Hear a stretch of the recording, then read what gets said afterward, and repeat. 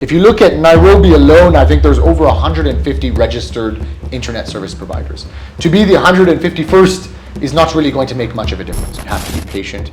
You have to have the right set of investors. You have to have the right policy and regulatory environment to operate. We've been able to very successfully fundraise capital in Mandera, let's say. You need to understand the size of that business. Before we launched the sites in Garissa, I personally went there. This was January 2021. You've got madrasas all around where your home is situated. We can digitize the content, we can change the way people are learning, but it can only be done with the power of the internet. A lot of people are speaking about digital skills, AI, all of these buzzwords. But everyone is forgetting that on the basis of all of this is internet. And so working with Roshan, which was the name of the organization that I worked with in Afghanistan, and the leadership at that time, it taught me a lot. It built my foundation for my career. Yeah, so I think we have to continue to stay ahead of the game, right? We can't sit back and say it's going to be this technology forever. I think we always have to understand, and that's why I think Mawingu comes from a very unique standpoint, is that we're technology agnostic. If we have meaningful internet, if it's affordable for them, if it's a quality internet connection, then only can these things happen. Otherwise, we're leaving these communities behind. Yeah. A lot of people will look at Mawingu and say it's an internet business or it's a technology company. I disagree. I think this is a people-run company. People come first. Over our entire group now, we have 380 employees directly. When I first started, it was under 80 people.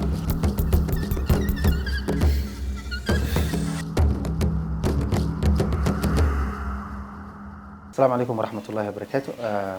Welcome to another amazing episode of Mahdi Show. Today we are honored to host Mr. Farouk Ramji, the CEO of Mawingu Networks. Mawingu Networks is the leading internet service providers in East Africa, targeting rural and underserved communities, those forgotten millions who have been neglected in terms of connectivity and inclusivity. Mawingu, which has expansion plan in Africa, is currently working in Kenya and Tanzania and Uganda. And we are going to have this conversation to understand the social impact that they are doing in terms of social inclusion and social connectivity for the underserved communities. Mr. Farouk, I normally follow you on LinkedIn, and the kind of work you guys are doing is extraordinary.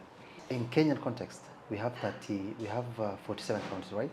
Out of 47, 36 are considered arid and semi-arid. And everyone who is a service provider is concentrating on the urban centers, forgetting millions. So there's forgetting billions, what they call millions, out there who are underserved. And what you guys are doing really is very inspiring. Just going back to the roots, to those forgotten. And we have the numbers, by the way. So, before I go to my question, is just to say thank you for what you guys are doing, and the whole of Mawingu team, congratulations. So, a little bit of background. Who is Farouk? Yeah, sure. So I've been the CEO at Mawingu for 4 years now. My parents were born and raised in Kenya, so this is home to a certain degree. Yes. For me, but I've been back on the African continent for over 10 years now. I've spent some time in my career in Central Asia, and then the last 10 years in the African context, with over 8.5 now years in Kenya. Okay. So I have a telecoms background, but this job has really inspired me in terms of both the arms of impact that we can have on the commercial side of the business and also on the impact side of the business with Mawingu Foundation. Amazing. And you speak Swahili? Kidogo. I'll teach you, don't worry. What inspired Mawingu's mission to go rural, go underserved communities? Why, like most other telecoms, they stick into urban centers? What inspired Mawingu to go as far as Mandera, where people have really forgotten, as Wajir, Mandera, and every rural community? What inspired Mawingu? Yeah, so I think we have to go back to when Mawingu started. Mawingu started in 2012, and the founders of Mawingu at that time were trying to look for innovative solutions. And these innovative solutions were trying to solve problems of rural connectivity. So we knew that there was a concern and there was an issue that was not being addressed. And in doing that, we found that there was a huge demand for connectivity. And so shifting away from the innovative technology testing, they actually went out, got the license, and started piloting on the foothills of Mount Kenya, so in Nanyuki. And very quickly they saw the uptake start to happen. So we have just been growing around the Mount Kenya regions and actually thought that we can build an affordable quality network that's reliable in the rural peri-urban settings. And that will be our differentiator, actually. If you look at Nairobi alone, I think there's over 150 registered internet service providers. To be the 151st is not really going to make much of a difference. Where we can make a difference is learning how to operate flexible technologies in the settings we do, which is the peri-urban rural markets, and doing it at scale. And by doing that, that's where we can really see now the impact. So we're now operational in over 31 counties across Kenya. And at the tail end of last year, we actually made our first international expansion into Tanzania. Most of the companies avoid rural communities, underserved communities, because they think there's a lot of challenges. How did you penetrate? What are some of the challenges, and maybe what technologies are you using? So that, because other people are really scared, actually, as we speak. Yeah. Even big telecoms. Yeah. Like, for example, there are telecoms that if you go outside major towns, you'll never find them. So it's only confined within telecom. What technologies are you using, or what challenges are you facing, and how did you break through? So let's start with the reverse. Let's start with the how and why did we do it, okay? Yes. So Mawingu first and foremost, we understood what the rural and peri-urban context was. Mm-hmm. We looked at the population of Kenya. We looked at the population of 50 million. We looked at the 12 million homes. And we looked at the homes that were spread between urban and peri-urban rural. And then we looked at the demographic that could afford internet connectivity. And we got that split between every county, every town, and every sublocation. So with the data points, we realized that there is large enough communities where we can build networks, technology agnostic, whether it's on wireless, whether it's on fiber, or whether it's even on satellite. The point is we can go to these technologies and we can bring communities online. And we can do so in a scalable manner that is financially sustainable. So Mawingu'S built off a platform where first, if we can become financially sustainable, only then can we have a larger impact on the communities we operate in. But if we go the community-led method first, then the financial business will not be able to stand on its own. So we first go in, we build out that sizable network in that area. And our goal is that, Abdi, is that we can connect these communities, connect their homes on the commercial model, and perhaps the schools of the kids' homes are connected on the Mawingu Foundation model. And that's where we bring this together. Your social impact story is quite inspiring. After listening to your team and the number of schools connected and the number of communities that are benefiting from your social impact, it's amazing. Bigger telecoms have not even done a quarter of what you guys have done for the society. How are you doing it for the social impact? Yeah, so I think, like I said, I think for me, this goes hand in hand. Let's look at the fact that there are many internet service providers across the country, right? There's urban ones, there's peri-urban ones, there's rural ones. There's some that only operating in specific districts. Yes. What's the difference at the end of the day? We're all selling internet. We're all selling a pipe of internet at a certain speed for a certain price. What makes Mawingu different? So it's focused on two things. One, we are a community-led operator.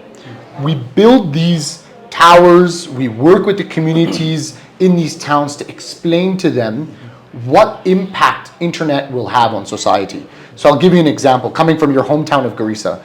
Before we launched the sites in Garissa, I personally went there. This was January 2021. I went, met with the landlord where we were going to put a base station on his roof.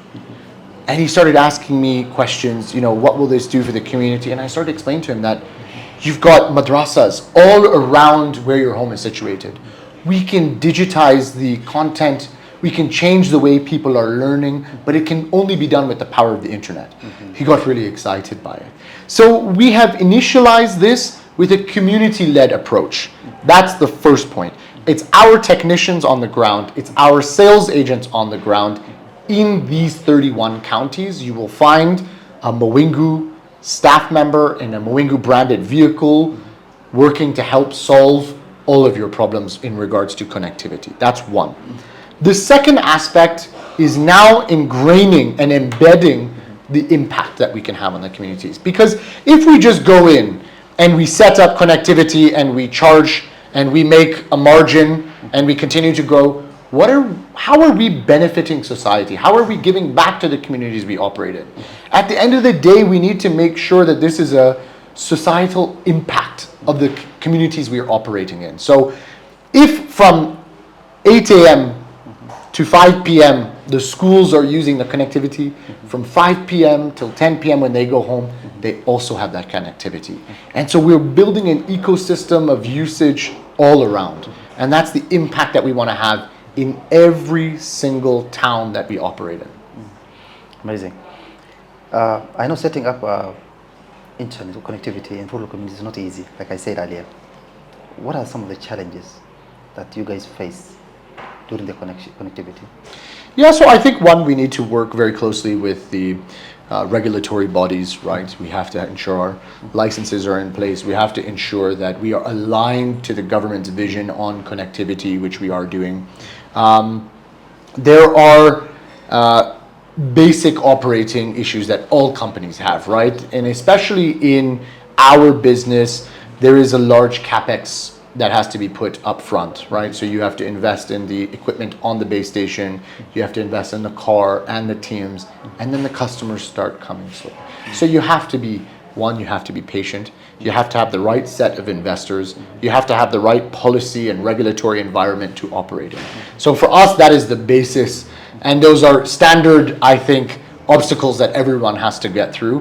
What we've been able to do, Abdi, is we've been able to build on this by having the right set of people in terms of staff, the right systems in place that we've built ourselves that we actually commercialize to other ISPs.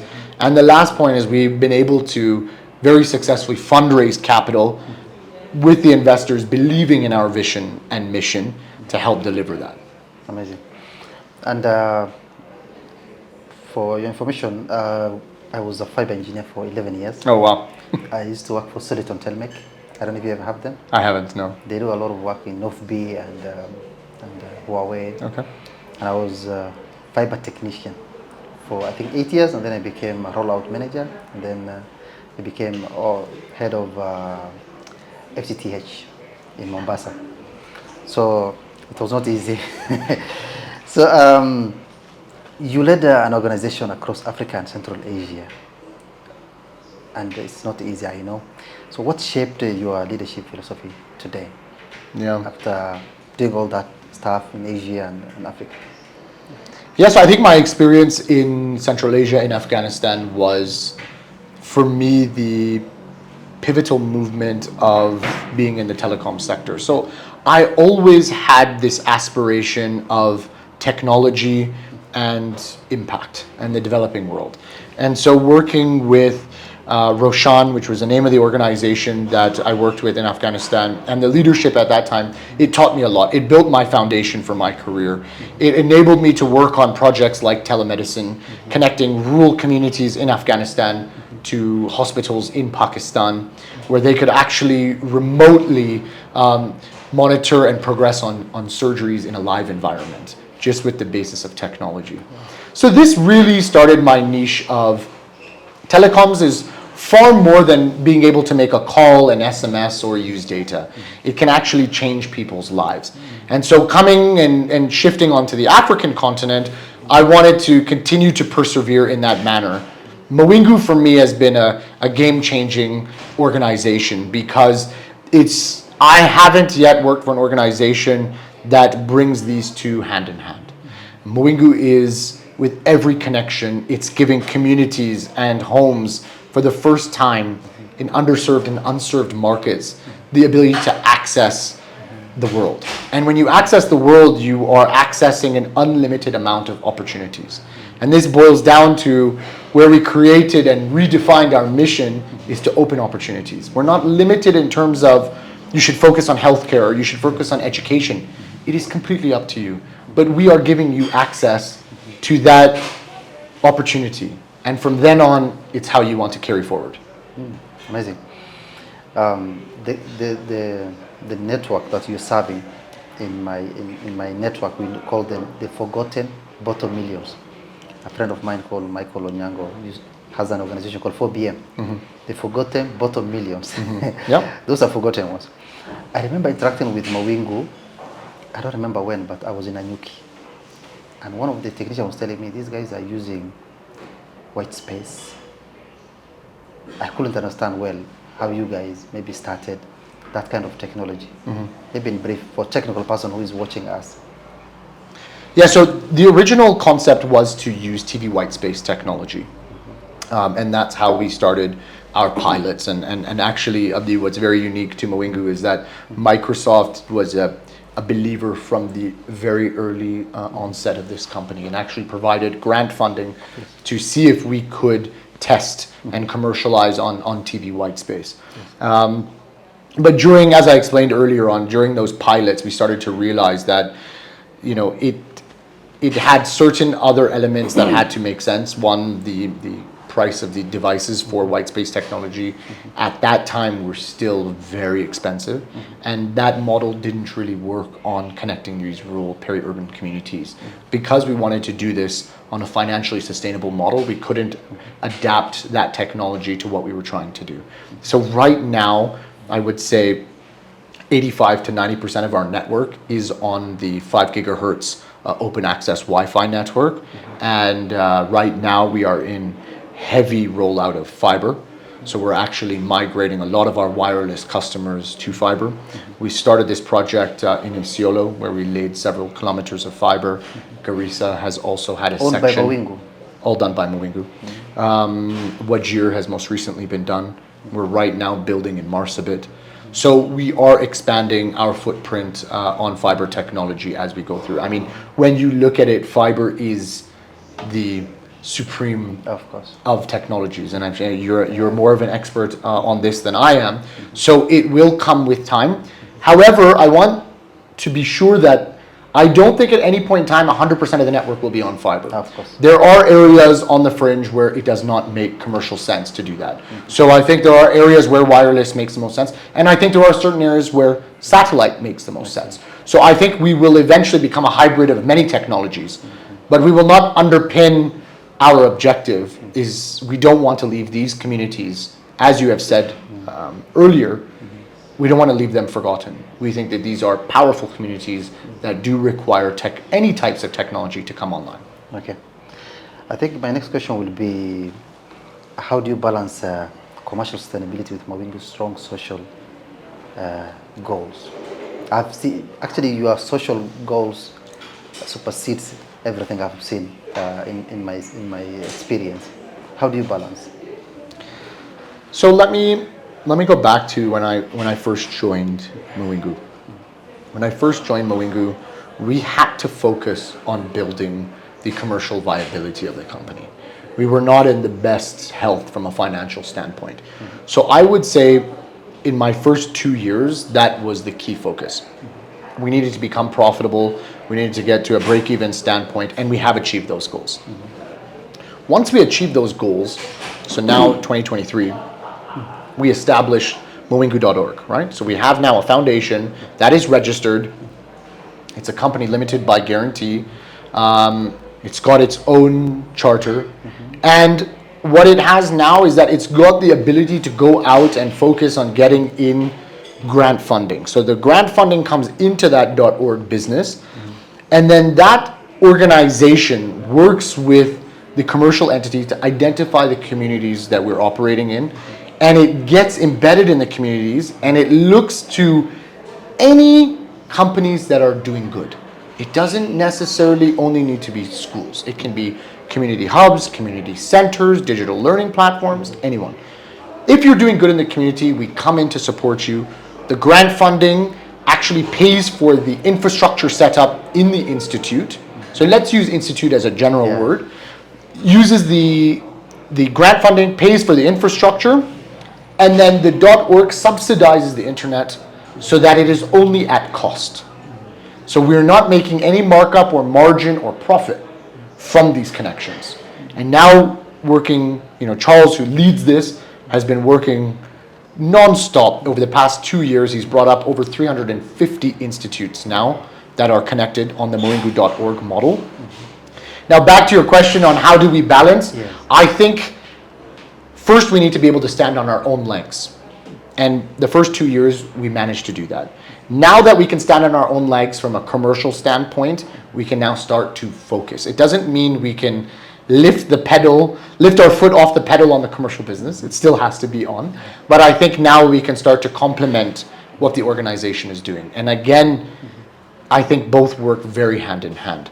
And they are both very important to our staff, to the communities we operate in, and to our customers. So for me, it is part of the DNA of this business. Amazing. I think someone who has been part of the reason why we're here, my boss, I work with the Raspberry Pi Foundation. They're funding me. I partnered with them on doing code clubs in Garissa, Wajir, and Mandera. Already we are training 1,200 students on Scratch and Python, small. They have a nice program. So thanks to Wariara Warigeri, she's a huge fan of Mawingu.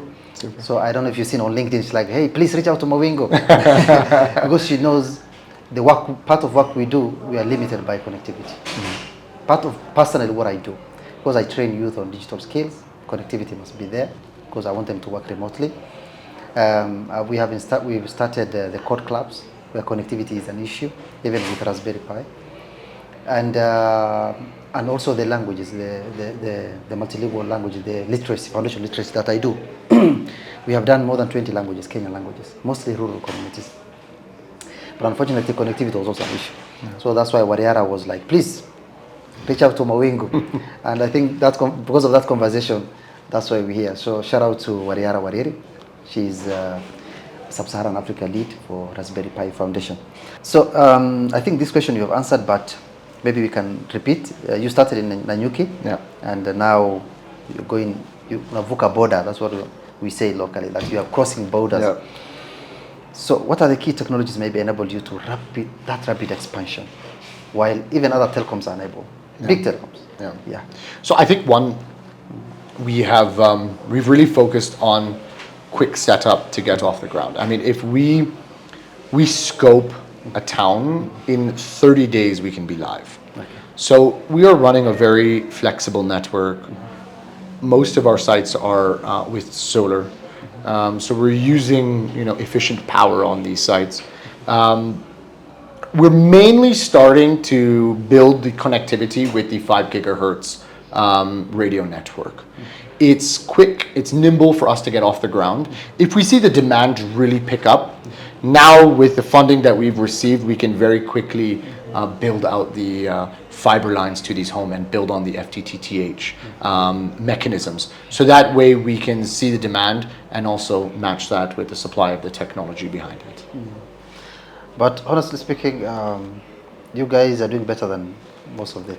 When I'm saying telecom, I'm not talking about the smaller ISPs. I've worked with a lot of ISPs and they're not going beyond Nairobi basically. So congratulations. The digital landscape is also changing very fast. How is Mawingu staying ahead in this technological shift like AI, cloud computing, and already 5G you are in that? Yeah. How you... Yeah, so I think we have to continue to stay ahead of the game, right? We can't sit back and say it's going to be this technology forever. Yeah. I think we always have to understand, and that's why I think Mawingu comes from a very unique standpoint, is that we're technology agnostic. Yeah. We're going to go with the right technology for the right terrain, the right topology of where we are operating in. So I think it's continuously learning and improving in terms of the technology. On the adoption of AI, we've built AI into all of our systems now. It's supporting us in how we are, from the onset of when a customer calls for a complaint or any issue they're having, we've built in AI into our CRM platforms. We're now building it into our ERP. So it is actually starting to become on the building blocks of our systems and capability. And then the cloud computing is the backbone of our analytics and software that we have. So I think it's all starting to become embedded. I think we are now starting to see a lot of our staff go for trainings and development to actually bring these tools and resources into Mawingu. So let me say, we are building on it. It's already incorporated, but there's still a lot more that we can do as an organization. Okay. In terms of partnership, I know we also in discussion with Charles.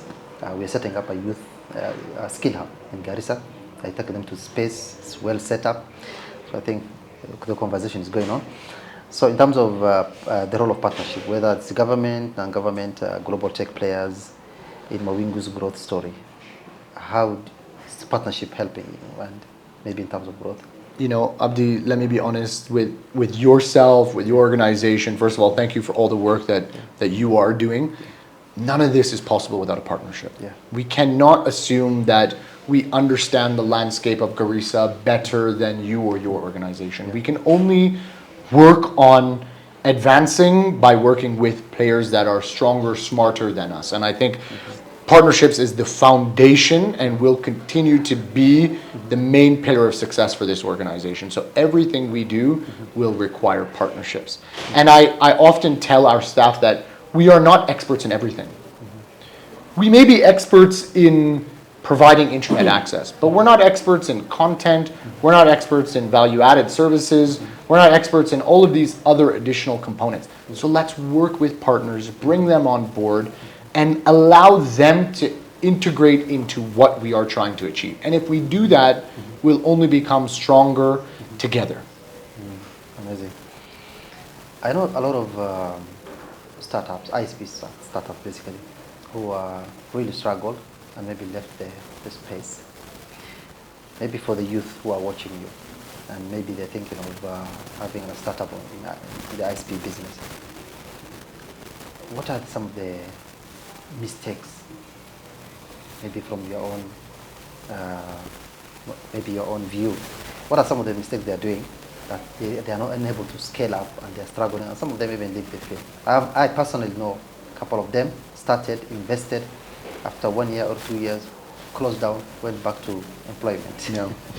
So why are these startups struggling, and maybe what are they doing wrong? Yeah. So I think, you know, any startup, not even the space of ISP. Yeah. So if we look at the ISP space, I think one, we all need to be very clear on, I would say, two key components. One is the size of the market that you're operating in, right? If you are trying to launch a premium internet service in Mandera, let's say, you need to understand the size of that business. You need to understand that if it's big enough for you to actually be a player. So one is the addressable market that you're operating in large enough to make an impact? Second is, what is going to be different about what it is that you do compared to everyone else? It cannot, and I say this a number of times, it can't just be about selling internet. It has to be something different. So what is your unique selling proposition on top of being selling internet that is going to differentiate you? If you have the size of the market and you believe that you've got a unique selling proposition, then I strongly encourage them to start and make the investments and see it through. But if those two are not there, then I think you need to understand what is going to be the differentiating factor amongst operators. Very true. I think that's one of the mistakes that youth do. Sometimes they come to a space where already we have players, and you want to do the same thing that they are doing, and you are not doing any value proposition. You are not doing anything different. You are not innovating. So if this guy, if maybe right now I'm using Mawingu, and I'm satisfied with the service, why do I need someone else to come and maybe you come with a value additional things like, hey, I'm doing A, B, C, D. Yeah. So I think that's one thing youth don't really understand, and maybe they can get that. How has improved internet access changed the lives of the communities you served? And do you have a story maybe personally that moved you? So I spend a lot of time in the field. I think it's the best way to learn. So you'll often find that a lot of our leadership and a lot of our teams are on the road, traveling to the various communities. I think we had a team just over the weekend in Garissa. We had one of our colleagues in the coast doing some scoping. This week we have a team in Western Kenya. When you're in the field, I think the most important thing is two aspects. One, making sure that you are redefining the purpose to our employees of what we are doing. It's nice for them to see the leadership team. It's nice for them to be reminded of the impact that we are making on the communities we operate in. I think the other important factor is visiting the customers. I have met very many customers. From the .org business, I met the principal of Liki Special Needs School in Nanyuki. This woman it really moved me what she was trying to do. She's working with kids that have special needs, from autism, some kids that are fully physically disabled, and accessibility was on the forefront of this. I was not able to understand, providing them internet access, how would that impact the school? When we met with her, she said, when the kids start to get anxiety, we play music on our phone, and that calms them down. So we worked with our partners at American Towers. We actually digitized one of their learning facilities, put in internet access, and now when the kids start to build up anxiety, they put music videos on and they play the music over the internet, and you can just see the temperament of all the students start to ease. Now this is something so simple, but none of us would understand unless we visited and we gave them a chance.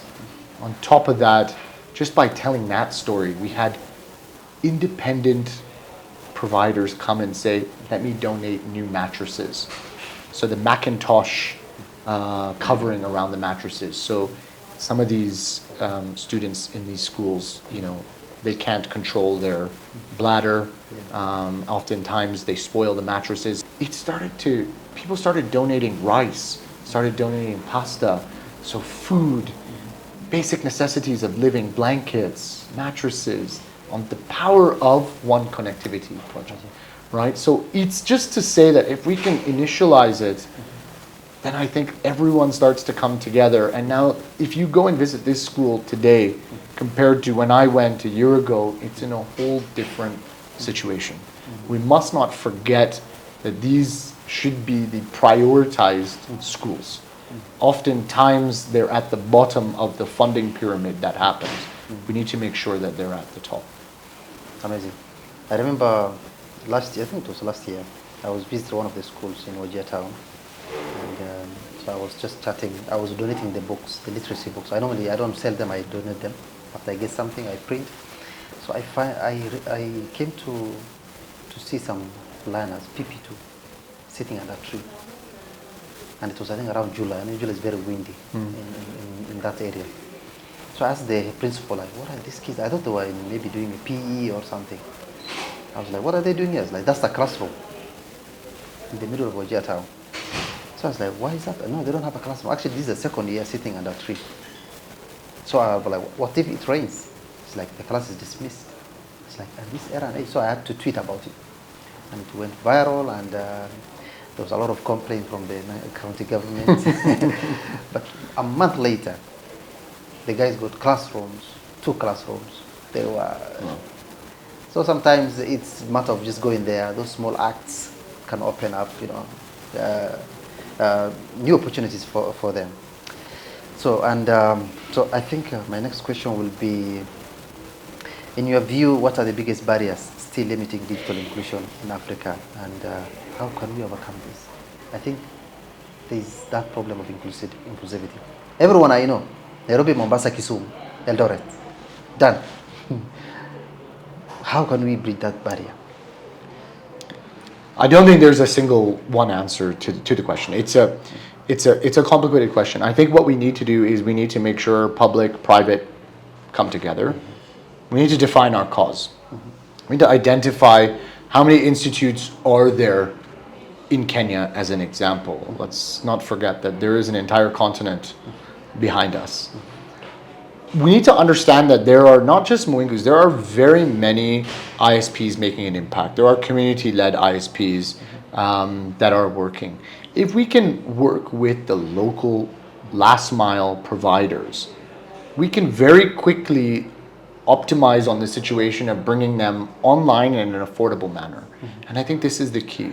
When we connect these schools and we just ask them, pay 10,000 shillings a month for internet connectivity, you and I both know that they're not going to be able to pay that amount. We need to treat connectivity in these institutes as they're paying the power bill, a utility, they're paying their internet connectivity bill. Because they need to understand the power and the change that can happen. But it can only come together with partnerships, with donors, with private sector, public sector, everyone working together around a common objective. And I think if we can do that, we can further this issue and solve it in a rapid manner. But at the rate we're going, it's going to take years, if not decades, before we're starting to see the impact. I mean, you look at the COVID years alone. COVID was catastrophic worldwide. But what did it teach us? It taught us that, when these schools in rural peri-urban are not connected, our kids are falling behind in learning. So our kids in Wajir are 2 years behind the national average just because they weren't able to be taught online, because connectivity was not at the forefront. Now that it is at the forefront, if there is another event such as COVID, we can ensure that they're staying online and they're continuing their education as an urban student would. We shouldn't have a differentiating factor between a rural peri-urban learner and an urban learner. They should be treated equally. But there still is a long way to go until we can really get there. Very long. So, and how do you envision the next maybe 10 years in terms of rural connectivity? How do you see with Mawingu? So look, with Mawingu, our objectives are clear, okay? We want to impact 1 million African lives by 2028. It is a big goal. It is an audacious goal. It can only, again, be done by partnerships. But when we look at Kenya alone, I think that, out of the 31 counties, we're going to continue to explore expanding in terms of financial viability, the impact we can continue to have. It's going to be a lot of densification of the network. I still think over the next 2-3 years, it's going to be rapid expansion in terms of building and bringing on more and more customers. But we are going to replicate the success we've had in Kenya into Tanzania, where we're already starting to build out. We've already got more than 3,000 homes connected. We're already in 9 regions.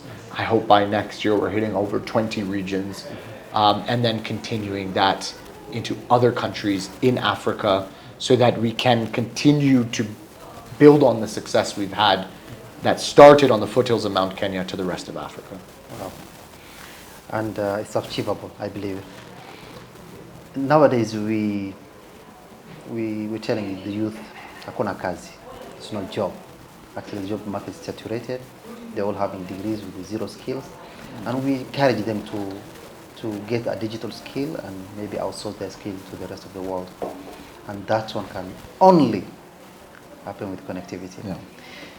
I was lucky to train 36 youth on digital skills in terms of virtual assistant, interpretation, track dispatch, and I'm glad some of them are working right now. And the biggest challenge was there's no connectivity because they're in Mandera, they're in Wajir, they're in Marsabit, and for some of the online jobs, they require some level of the connectivity should be very, very strong. They even give you a threshold. Is there a vision for Mawingu, for the youth hubs? And I know I really talk to a lot of governors, and I'm like, please give us a youth hub whereby there's a high-speed internet and there's some device so the youth can just come in and do whatever they want. Is there maybe a vision to support like the one we're setting up in Garissa, so that at least the youth are not left behind? Absolutely. Yeah. Absolutely. It's on the forefront of everything we're doing. We just need to find the right partners, yes, and make sure that we can advance this. But I'm a firm believer that if we can give them the proper infrastructure, the proper environment to learn, then only can they take things forward. But I think you remind me of something that's very important. A lot of people are speaking about digital skills, AI, all of these buzzwords. But everyone is forgetting that on the basis of all of this is internet. Nothing else. Nothing else. Nothing will work unless you have internet. So these ideas are fantastic, and we will all continue to invest in them and grow them. But we first need to have quality, well, let's call it meaningful technology, meaningful internet. If we have meaningful internet, if it's affordable for them, if it's a quality internet connection, then only can these things happen. Otherwise, we're leaving these communities behind. Yeah, I see a lot of forums where we're discussing AI. Yeah. We're talking about cloud computing, software engineering, but no one is talking about the core issue here. It's like, do we have a stable internet for us even to talk about that?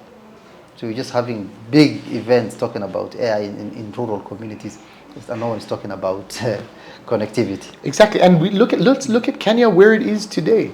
The communications authority is saying that out of the 12 million homes we have, only 2.1 million are connected. There are 9.9 million unconnected homes in this country. That should be the priority. How do we connect? Amazing. If you could send maybe a message to African government and investors about the importance of connectivity, what will it be? I think my message would be simple. We've got many companies. We are not the only one. We've got many companies that are doing this successfully. We need to double down, triple down on them. Give them the affordable financing. Right? Financing in Africa is still very expensive. If we can give them affordable access to financing, we can give them what I would say is patient capital, allow them the time, and allow them very favorable rates on financing, I think the difference we can see is just there. Because we all know how to connect these communities. We all know how to bring people online. We just need to make sure we provide them the financial capability to do it. We've got the systems. We've got very smart people, not just in Kenya, across this continent. And we can employ the right people to make sure that we are penetrating internet across. But I think it starts from the financing aspect. If that can open up, the floodgates will happen. Okay. I was having a conversation with a guy who started an ISP in Somalia. And he said there's no regulations basically there. And there was no fair competition. So he tried really hard to penetrate, but the bigger guys, the bigger players, were not doing very fair, so he had to leave it. And I believe most of the people I meet, especially in the ISP industry, they're talking about regulations, not favoring some of them. Some of them, the licensing process is very huge. And they're complaining about that. I think it's now the government now to make it easy to do business in terms of the ISP. So my second last question will be your vision for Africa in terms of digital inclusivity in Mawingu. In the next maybe, like I think I asked that question earlier, but what is your vision for Africa's digital future? I think we have a proven model that works. We need to multiply it. If we continue to take what we learned in Kenya and keep it in Kenya, it's not going to work. We've got to take these impact in Tanzania the same way, because we've got so many lessons we've learned here we need to replicate, and we need to replicate fast over many countries. And I think this is going to be the key objective for us here, is to take what we've learned and continue to improve it. Because there are lessons we're going to also learn in Tanzania, different environment, different regulatory landscape, different policies. We need to take that learning and implement it in our next country and the following one. But I think it's all about replication on the basis of learning. Amazing. On a lighter note, as we conclude this, when I walked in here, I walked in so many CEO offices. This one looks different. Like the other CEOs are very serious, and people run away when they see the CEO. How's that the Mawingu CEO is just mingling and moving around and taking his own water? Is that a leadership style for Gen Zs, or is that something? The other CEOs are very serious about life. Yeah. You know, it's a good question. I think, Abdi, a lot of people will look at Mawingu and say it's an internet business or it's a technology company. I disagree. I think this is a people-run company. People come first. Over our entire group now, we have 380 employees directly. When I first started, it was under 80 people. It's not that Mawingu is different because of the salaries that our employees receive. Our company is different because we believe in our employees. When you join Mawingu, we allow you to fail forward. Take an idea. We'll give you an environment to test it. We'll allow you the ability to try. But at the basis of it, we believe in you as a person to make a difference. So you have our trust. In turn, we ask that our employees also understand the impact that we are trying to make. At the end of the day, we are employing people within the countries we operate in. They must understand that this company is also trying to improve the communities in which we operate in, at the same time building a financially sustainable network. So in my view, I used to, at one point until we became too big, used to interview every single employee that we hired. And I always would look at it from, is this culturally the right fit for us? Are you doing this because you want better pay? Are you doing this because you believe in the pedigree and the philosophy of this company? And if I understood it was the philosophy of the company, I think that you're more likely to get a job here and succeed. So in my view, it's solely about the people. And my interactions with them are to make sure that there's no fear, that this door is always open, they can walk in whenever they want, they can test ideas whenever they want. In fact, on Friday evening, I had one employee WhatsApp me, he's got a new idea he wants to test out, and he's just joined us 3 months ago. That's the kind of level of interactions we want our staff to have and encourage. Amazing. I remember when I was in the employment sector, I think we used to meet our CEO maybe once in a year. If you see him coming this way, you go this way. And we used to avoid meeting him in the parking space because he will come and ask you some questions that you don't even have an answer. Even some questions, it's not even in your jurisdiction. Labda anaweza kuuliza ile tinga imetengenezwa like the cable was the cable pulled, and maybe you're just a technician. You just wait for the supervisor to tell you, hey, the cable is pulled, the manhole is ready, please come and splice. So you don't have even answer. So it was like this guy will ask you questions that it's not even your job. Yeah. So congratulations. Thank you. And with this kind of spirit and kind of office, but I also interacted with your team in Garissa. Amazing team. Yeah, thank you. Taking them round, and in the event they were very visible, and their branding was top notch. Super. They interacted with the deputy governor, the MP, even awarded them the gifts. So in the future I would love to work with in a place like Mawingu. Excellent. Although right now I have around 12 employees working under Mluga. I also have the organization side where we do now the coding for kids. We also did some school gardens with the British Council. We had UK Kenya Tech Hub when Sheena was there. Okay. You know Sheena? Yes. So we did a school garden. Even right now, after we left, I think it was December, they're still harvesting the Sukuma Wiki, and it was very successful. Wonderful. And then we have now the commercial side, the app, which is now being used in 30 countries. So I only have 12, and I will try to use your leadership style so they don't run away. So asante sana. Thank you for your time, and hopefully we are going to have more conversation and maybe work with Mawingu. Absolutely. And keep up doing the great work you're doing. Thank you. Thank you very much. That was Farouk Ramji, the CEO of Mawingu, and thank you for watching. Please don't forget to subscribe. Thank you so much.